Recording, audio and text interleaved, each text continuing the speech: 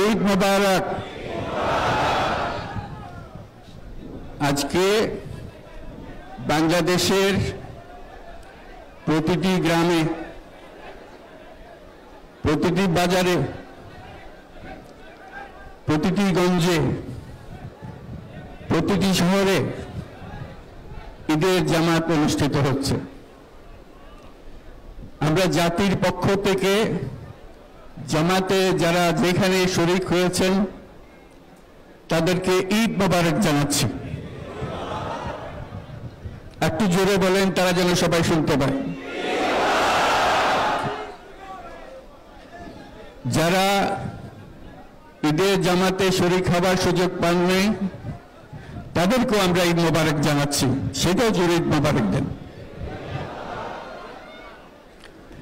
আমাদের মা বোনেরা, মহিলারা যারা ঘরে আছেন তাদেরকেও আমরা জাতির পক্ষ থেকে ঈদ মোবারক জানাচ্ছি। আমাদের প্রবাসী শ্রমিকরা যারা বিদেশে আছে, সারা বছর কষ্ট করেছে, আজকে হয়তো ঈদের জামাতে যেতে পারবেন কিংবা যেতে পারবেন না, কিন্তু জাতির পক্ষ থেকে আমরা তাদেরকেও ঈদ মোবারক জানাচ্ছি। যারা বাংলাদেশিরা আছেন পৃথিবীর বিভিন্ন দেশে,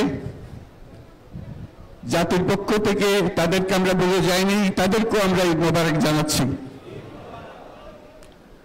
যারা হাসপাতালে আছে, রোগী, বিভিন্ন কারণে ঈদের জামাতে যেতে পারেন নাই, তাদেরকেও ঈদ মোবারক জানালাম।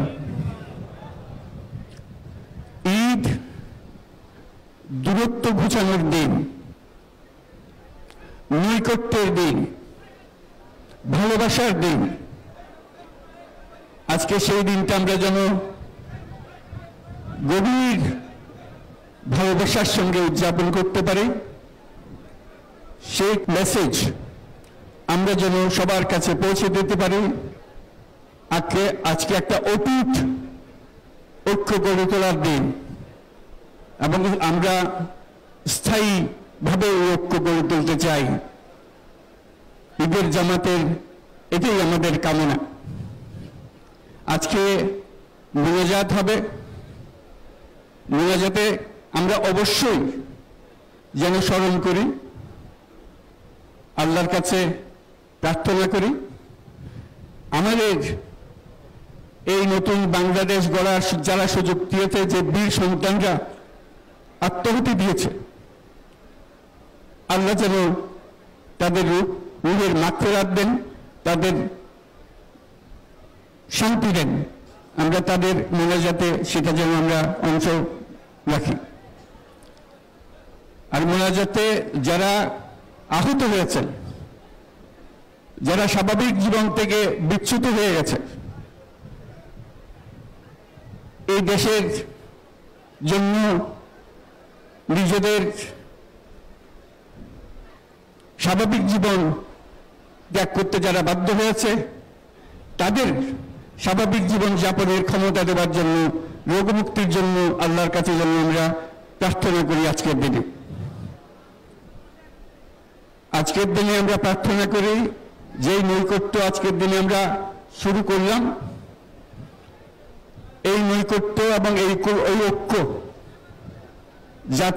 জাতির জন্য যেন স্থায়ী হয়, আমরা যেন একটা ঐক্যবদ্ধ জাতি হিসেবে সামনে এগিয়ে যেতে পারি।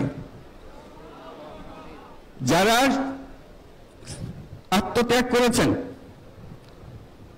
যারা নতুন বাংলাদেশের স্বপ্ন